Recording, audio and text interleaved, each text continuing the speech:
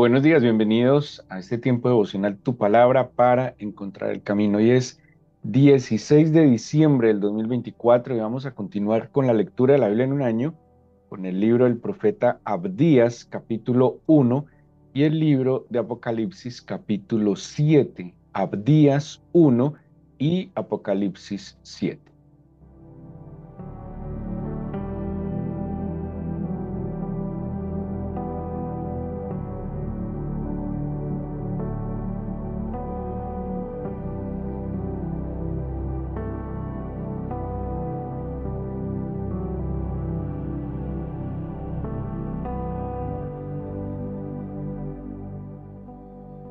Bueno, espero que hayan seguido la lectura del libro del Apocalipsis, que que tengan inquietudes, que eso sería lo normal y lo que nos ayudaría también a su comprensión. Bueno, en el capítulo 5 yo les decía el viernes pasado que los capítulos 4 y 5 eran, pues digamos, estaban en un mismo escenario. Juan está en una visión celestial, está en el cielo, en la morada del Señor. Aparecieron los personajes, el Padre, aparecieron los 24 ancianos, cuatro seres vivientes, eh, y pues hay una inquietud sobre este rollo, que quién sería digno de desatar sus siete sellos. Bueno, los sellos eran como la firma de, bueno, así como en las notarías hoy, ¿sí? O como en muchos documentos, los sellos le dan o certifican un documento.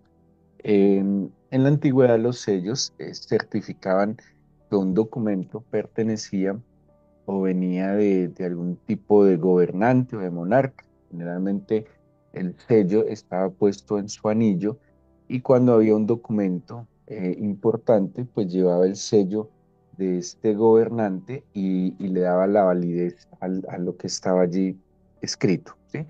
Así que tenemos un documento que no solo tiene un sello, sino que tiene siete sellos. De nuevo, el siete denota perfección en la Biblia, el siete denota lo pleno, lo que está completo. Y pues estos siete sellos simbólicos, obviamente, pues tienen que ver con que esto que está escrito aquí, tomando lo que nos dice Ezequiel, que lo revisamos en Ezequiel. Ezequiel también menciona un rollo escrito por ambos lados. Hablábamos de endechas, de ayes, ¿sí? Como de situaciones que iban a generar cierto padecimiento. Así que estos sellos se van desatando y cada vez que se desata este sello, van dándose unos acontecimientos aquí en la tierra. Bueno, estos sellos se pueden identificar y así muchos pues estudiosos de la Biblia los han identificado a través de la historia de la humanidad, ¿sí? Como en manifestaciones que se han dado eh, en la humanidad. Incluso se asocian estos colores. Los primeros cuatro sellos están asociados con un caballo. Dice, bueno, hay un ser viviente que le dice a Juan que mire la visión y cada visión que le va diciendo este ser viviente tiene que ver con un caballo y con un jinete. Los colores que, aunque en la Reina Valera aparece, por ejemplo, el primero es blanco, el segundo dice en la Reina Valera bermejo. La palabra bermejo sería rojo, ¿sí? Entonces sería blanco, luego rojo, luego dice que es de color negro perdón, de color amarillo, dice la Biblia, negro, perdón, negro, y por último, de color amarillo, aunque la traducción la mejor traducción en vez de amarillo debería ser verde, porque la palabra que está usando es cloros o cloros, y esa palabra cloros pues es como pálido, ¿sí? Es un color pálido y pues tiene mejor traducción como verde, no como amarillo. Entonces estos cuatro colores de estos jinetes serían blanco, rojo, negro y amarillo, y verde, perdón, y verde. ¿Sí? Estos son los cuatro colores, ténganlos en cuenta porque esos colores están muy de moda. Hay algunas banderas que implican ciertos conflictos, por ejemplo, la bandera del panarabismo, que es esta, digámoslo así, esta ideología del surgimiento de los países árabes musulmanes, tienen estos cuatro colores. Y estos cuatro colores, además, dice que cada jinete traía una falsa paz, que es el jinete blanco. Luego viene la guerra, luego vienen las hambres, enfermedades y luego la muerte. ¿Sí? Entonces, en cada sello que se va desatando se van haciendo estas manifestaciones. Luego vienen seis sellos o se completan seis sellos y en el sexto hay como una especie de paréntesis que es lo que ocurre en el capítulo 7. Entonces, pues en esto sí la mayoría, bueno, hay algunos que tratan de ubicar el acontecimiento del rapto o harpazo. La palabra harpazo en griego quiere decir rapto o quiere decir arrebatamiento. Pues es una palabra que seguramente los que han leído la Biblia la han escuchado, han estudiado harpazo, que tiene que ver con la palabra fruto, que es harpos. Por eso, pues en una interpretación muy particular, ese harpazo es como tomar el fruto, ¿sí? Quitar el fruto. Por eso es la iglesia, el fruto de la aflicción de Jesucristo, quien será tomado y arrebatado. ¿Sí? A propósito, este año estuvimos leyendo la Biblia con un enfoque sobre el fruto, ¿sí? Sobre el fruto, el árbol de los 12 frutos. Y pues al final de los tiempos, entonces, este jarpazo o este tomar el fruto, quitar el fruto, arrebatar el fruto, es el acto que hará nuestro Padre Eterno de llevarse aquel que es fruto de la aflicción de Jesucristo. ¿Y quién es fruto de la aflicción de Jesucristo? Pues aquel que ha sido redimido por su sangre. ¿Y quién es el que ha sido redimido? Aquel que se ha arrepentido de sus pecados, ha sido cubierto por la sangre del Cordero y hace parte de la iglesia. Este acto del arrebatamiento, pues muchos han tratado de interpretarlo sobre los tiempos. La manera, o una manera muy común es ubicarlo antes de todas estas manifestaciones. Algunos lo ubican antes de los sellos, ¿sí? Antes de, porque identifican los sellos como la gran tribulación. En Mateo 24, el Señor Jesús advirtió que iba a haber una gran tribulación. Ha habido tribulaciones, y a través de la historia ha habido tribulaciones. El mismo mensaje de las siete iglesias de Apocalipsis nos muestran que ha habido épocas de persecución, de tribulación, ha habido épocas de mucho padecimiento. Estoy hablando no de las tribulaciones, digamos, dificultades y problemas que ha tenido la humanidad, sino algo específicamente respecto a la iglesia. O sea, la iglesia ha tenido tiempos de persecución, tiempos de aflicción, tiempos de tribulación. Pero el mismo Señor Jesús en Mateo 24 advierte que vendrá una gran tribulación y pues o sea que es la más de todas y es la que se identifica en este tiempo de la manifestación del hombre de pecado, que también está en la primera carta a los tesalonicenses. Pero ha habido tribulación, ¿sí? A través de la historia, mucho sufrimiento. Entonces algunos tratan de ubicar esta gran tribulación antes de los sellos, otros los ubican, y ahorita les voy a decir basados en qué pasaje, faltando un sello, o sea, en el sexto sello, ubican el arrebatamiento, y otros lo ubican en la séptima trompeta, ¿sí? Cuando viene el toque de la séptima trompeta. Ahora, pues todo el mundo que quisiera, digamos, pongamos que nos llegara la época, que ninguno de nosotros parte a la gloria del Señor antes, sino que nos toca estos tiempos que están descritos en Apocalipsis. Pues ninguno quisiera estar en medio de la gran tribulación, ninguno quisiera ser perseguido a causa del Evangelio. Usted no, seguro que a ninguno de nosotros nos gustaría que sacaran decretos de que por ser cristianos o congregarnos, entonces nos van a condenar, ¿sí? Todos quisiéramos tener la llamada libertad de culto, pero está advertido que ya ocurrió en la historia, pues que el ser cristiano será perseguido hasta la muerte, ¿sí? Hasta la muerte, y padecerá a causa de Jesucristo y de su evangelio.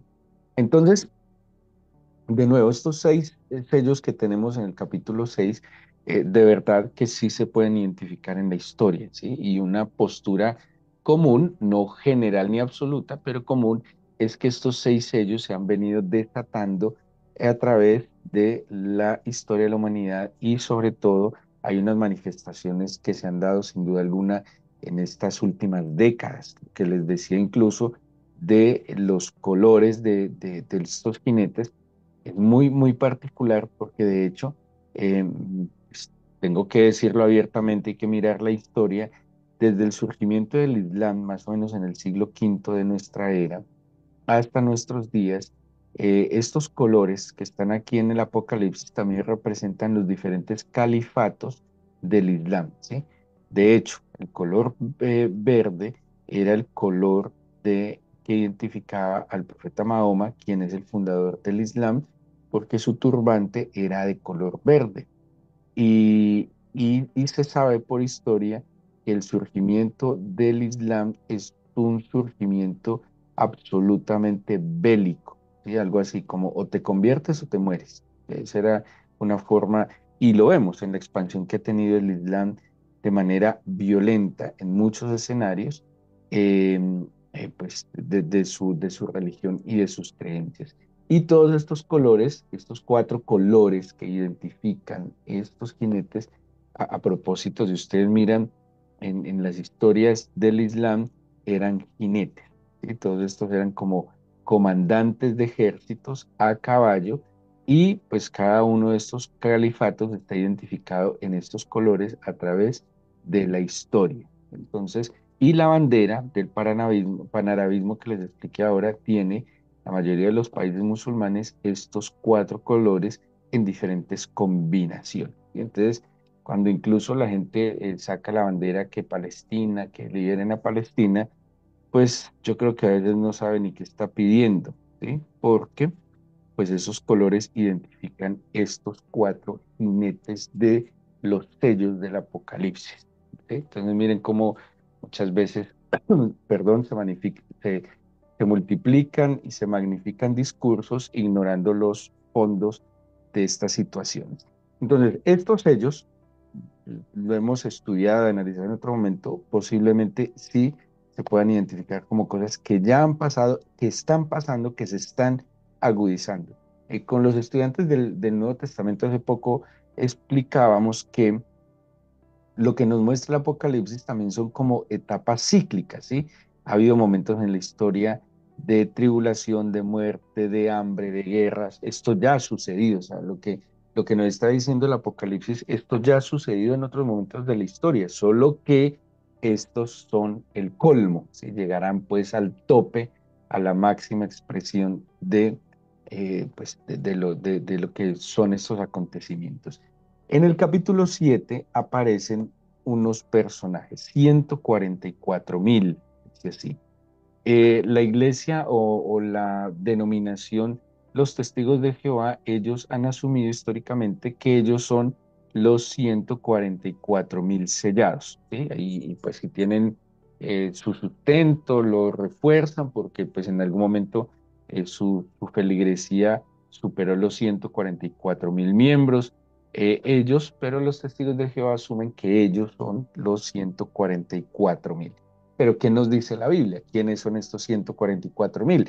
Dice que son 12.000 hombres de cada tribu de Israel, ¿sí? Entonces, pues son 12 tribus de Israel, son 12.000 de cada tribu, pues nos da 144.000. Aparecen en dos escenarios, aparecen en el capítulo 7 y van a aparecer más adelante, creo que es en el capítulo 11, en el capítulo 14, perdón, aparecen pues, en el capítulo 7 y luego en el capítulo 14 del Apocalipsis. Pero aquí hay un detalle que quiero que observen rápidamente. dice de qué tribu son estos 144.000.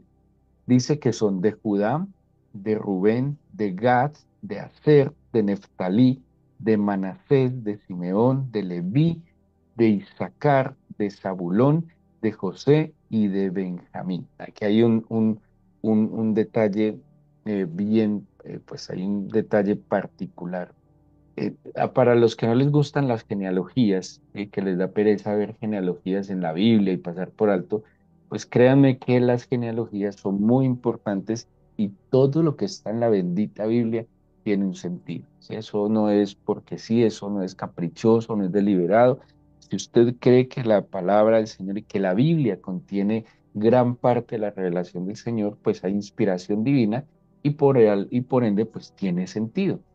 Eh, Estos nombres que aparecen aquí son 12 nombres que se relacionan como descendientes de Jacob, llamado también Israel, hijo de Isaac y nieto de Abraham. Y estos son los patriarcas. Pero si usted nota, eh, cuando vimos el nacimiento de los hijos de Jacob o de Israel, él había tenido 12 hijos. Él tuvo dos esposas que eran hermanas, las dos esposas tuvieron esclavas y era legal en aquel entonces que los hijos de las esclavas eran hijos pues como de las esposas. Entonces, por eso se ubica a Raquel y Lea como esposas legales de Jacob y las hijas de o los hijos de sus esclavas eran como si fueran hijos de ella. Entre estas dos esposas, pues a propósito es claro que el Señor no aprueba la poligamia. Esto fueron decisiones que tomaron ellos y también sufrieron consecuencias, terribles consecuencias, porque pues el Señor no aprueba de ninguna manera la poligamia. Por si acaso, mucha gente cree que todo lo que aparece en la Biblia es ley y mandato del Señor, y acuérdese que también hay relatos históricos. Entonces, hay que notar algo. Uno, no sé si ustedes recuerdan que cuando se reparte la tierra prometida, se saca de la heredad, o sea, a cada uno de estas familias encabezadas en estos nombres, se le dio una zona, ¿sí? Se le dio una región de la tierra prometida. Pero hubo dos, digamos, dos tribus que no recibieron heredad. Una fue Leví, ¿sí? ¿Por qué los levitas no reciben heredad? Porque estaban al frente del servicio del templo, del culto, y ellos iban a estar diseminados en medio de todas las tribus, cumpliendo la función sacerdotal. Y el otro que no aparece con heredad, perdón, es José. José, uno de los hijos menores de Jacob, aquel que estuvo en Egipto, si lo recuerdan, el que interpretaba los sueños. José tuvo dos hijos que fueron Efraín y Manasés. Entonces, como José se comportó como el primogénito, cuando sale Leví de la heredad, a José se le dan dos porciones. Entonces, por eso vamos a encontrar la tribu de Efraín y la tribu de Manasés, pero no vamos a encontrar la tribu de José, ¿sí? No va a aparecer en sí la tribu de José. Entonces, salen Leví y José de la partición de las 12 tribus y entran Efraín y Manasés. Pero noten algo en la descripción de estos 144.000. Dice, Judá, Rubén, Gad, Aser, Neftalí, Manasés, Simeón, Leví. O sea que en estos 144.000 sí va a aparecer de nuevo Leví. Dice al final José y Benjamín. O sea que sacaron de acá. Es como si dentro de los 144.000, Efraín y Manasés están en los lomos de su papá, entra Leví. Pero ojo, hay uno que no está y es Dan, ¿sí? Miren que la tribu de Dan no está en estos 144.000. Eso no es un dato menor, ¿sí? Ojo, no está Dan. ¿Por qué no está Dan? Si Dan era un hijo de Jacob, si Dan fue una tribu de Israel y tuvo herencia, ¿sí? O sea, listo, tiene sentido que no esté eh, pues que no estén Efraín y Manasés los hijos de José, pero ¿por qué no está Dan y no aparece Dan? Bueno, alguna de las razones puede ser, ah, em, Y una de las razones, pues, que se tratan de explicar es que cuando Jacob está profetizando sobre Dan, creo que es en Génesis 50, 49, 50, dice, cuando habla de Dan, dice serpiente junto al camino, que morderá el calcañar del jinete. Algunos han interpretado que es que de Dan va a venir el anticristo o el hombre de pecado, entonces que por eso no está dentro de estos 144.000. Bueno, pero ¿quiénes son estos 144.000? Dice que son hombres castos, eso lo está escrito entre el capítulo 7 y 14, hombres vírgenes que no conocieron mujer, que son apartados y tienen una misión en medio de todo esto, ¿sí? Y luego, y rápidamente, quiero que miremos el versículo 9. ¿Por qué? Porque de aquí está interpretado el momento del arrebatamiento. Entonces, ¿dónde puede ser el arrebatamiento según esta descripción? Pero también entramos en el tema de las palabras. Dice, después de esto miré y he aquí una gran multitud, la cual nadie podía contar. Pongámosle cuidado porque pues esto puede ubicarnos. Seguro, seguro el arrebatamiento no es antes de los sellos, ¿sí? Seguro, no es antes de los sellos. Algunos, como le dije, creen que el arrebatamiento viene a la séptima trompeta y cuando llegue el momento de leer sobre las trompetas lo veremos, pero algunos creen que el arrebatamiento sería en la séptima trompeta, el sonido de la séptima trompeta, o sea que la gran tribulación le tocaría al creyente que esté vivo en ese momento, ¿sí? Pues tendrá que prevalecer. Y otros interpretan que este arrebatamiento es antes de las trompetas, ¿sí? O sea, como entre los sellos y las trompetas. Recuerden que cada sello y cada trompeta está acompañado de una manifestación, de una situación trágica en el mundo. Entonces miremos lo que dice el versículo 9 del capítulo 7 de Apocalipsis. Si usted está leyendo conmigo, se le va a facilitar más entenderlo. Después de esto miré y aquí una gran multitud, la cual nadie puede contar, de todas naciones y tribus y pueblos y lenguas, que estaban delante del trono en la presencia del Cordero, vestidos de ropas blancas y con palmas en las manos. Ropas blancas significan pureza. Acordémonos de la parábola de las 10 vírgenes, que dice que las vírgenes que estaban listas, pues tenían ropas blancas y la lámpara con aceite, ¿sí? Bueno, dice el versículo 10 y clamaban a gran voz diciendo, la salvación pertenece a nuestro Dios que está sentado en el trono y al Cordero. Distingue claramente al Padre y al Hijo. Y versículo 11 y todos los ángeles estaban en pie alrededor del trono y de los ancianos y de los cuatro seres vivientes. O sea, que estos personajes aparecen en la escena que vimos en el capítulo 4 y 5 en el trono del Señor. Y dice, y se postraron sobre sus rostros delante del trono y adoraron a Dios, y diciendo, amén, la bendición y la gloria y la sabiduría y la acción de gracias y la honra y el poder y la fortaleza sean a nuestro Dios por los siglos de los siglos. Amén. Entonces uno de los ancianos, acuérdense que hay 24 ancianos, habló diciéndome, estos que están vestidos de ropas blancas, ¿quiénes son y de dónde han venido? Entonces dice Juan, yo le dije, Señor, tú lo sabes. O sea, la anciana le pregunta a él y Juan le dice, no, yo no sé, usted lo sabe.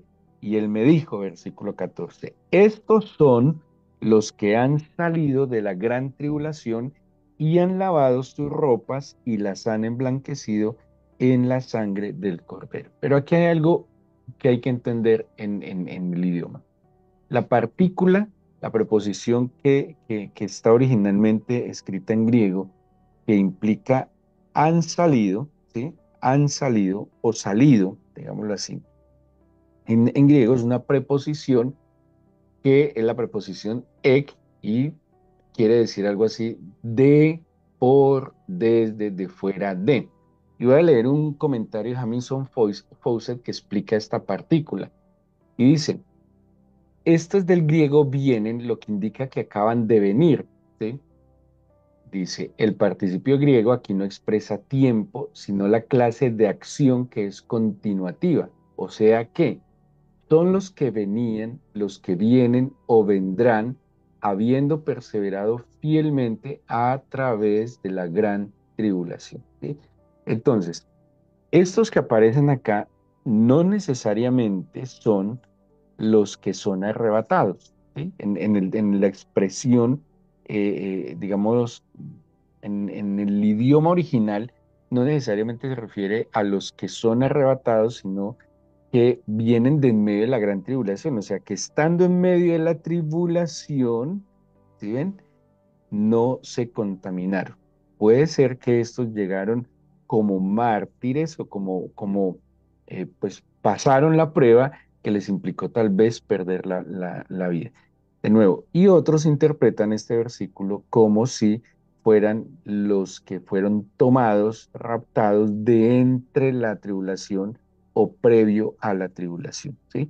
Pero mirando la partícula que está escrita ahí, no necesariamente hace referencia a eso, sino que puede ser de aquellos que durante la gran tribulación serán o serán dignos por prevalecer en santidad para llegar a la gloria del Señor. ¿Sí?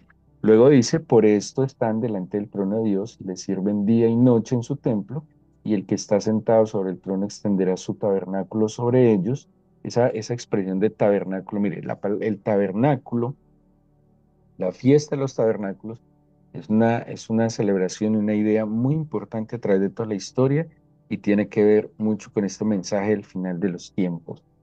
Y dice, ya no tendrán hambre ni sed, y el sol no caerá más sobre ellos, ni calor alguno, porque el Cordero que está en medio del trono los pastoreará, los guiará a fuentes de aguas de vida, y Dios enjugará toda lágrima de los ojos de ellos. ¿Sí? Entonces, de nuevo, ese versículo se ha tomado como que es el momento del rapto, jarpazo, arrebatamiento, o que los que pues consideran que este acto es antes de la tribulación o gran tribulación, o otro, pues mirándonos en el lenguaje, que son todos aquellos que han perseverado aún en medio de la gran tribulación. Ahora, cada uno tomará lo mejor por mi seguridad, y es digamos, mi postura por mi seguridad, es mejor no confiarme y entender que yo tengo que permanecer fiel siempre al Señor, no importan las circunstancias. Y hay muchas posturas sobre la salvación. Algunos dicen que la salvación es solo por hacer una oración de fe y punto. Yo prefiero pensar con un poco más de exceso y pensar que yo tengo que cuidar ese tesoro y que si el Señor me perdonó, yo no puedo pisotear su sangre pecando deliberadamente ni siendo caprichoso, sino que yo debo cuidar ese acto de gracia, de misericordia que el Señor tuvo conmigo, de perdonarme, de amarme y de haber muerto en la cruz por mis pecados. Entonces yo no puedo simplemente decir que eso es suficiente y vivir una vida disoluta, porque creo que la obra del Señor demanda una vida de rectitud, una vida que procure minuto a minuto ser mejor, ¿sí? Que sea digno de estar delante de su trono, que sea digno de ser tenido como en esa alegoría que utiliza la Biblia, su esposa, vestiduras blancas y lámpara llena de aceite. De nuevo, prefiero excederme en eso y no confiarme y ser simplista. eh, eh, si hay cosas en las cosas buenas, es mejor excederse, sin duda alguna. Así que ahí queda la inquietud. Mañana seguimos leyendo sobre los sellos y el inicio de las trompetas y podremos ver en otro momento otra postura que hay de que este momento del jarpazo es previo a la venida del Señor, al sonido de la séptima trompeta. Así que vamos a orar, vamos a darle gracias a Dios y entregarle este nuevo día y esta nueva semana. Padre, te bendigo, te exalto y te glorifico por tu palabra que nos da guía para nuestra vida. Señor, solo te quiero pedir humildemente que nos tomes de tu mano para este día, esta semana, este final de año, que nos guardes de toda el agite de estos tiempos de festividad y que nuestro corazón y mente se mantengan firmes delante de ti. Que cada día sea una preparación para estar en tu gloria delante de tu trono. Guárdanos de todo mal y de todo peligro. Desde ahora bendecimos los alimentos que pondrás sobre nuestra mesa. No nos dejes caer en ninguna tentación, Señor, ninguna prueba, por favor. Líbranos que el mal no nos haga daño, Señor. Y sé tú nuestro gran pastor en este día y en esta nueva semana. Te lo pedimos en el nombre de Jesús. Amén.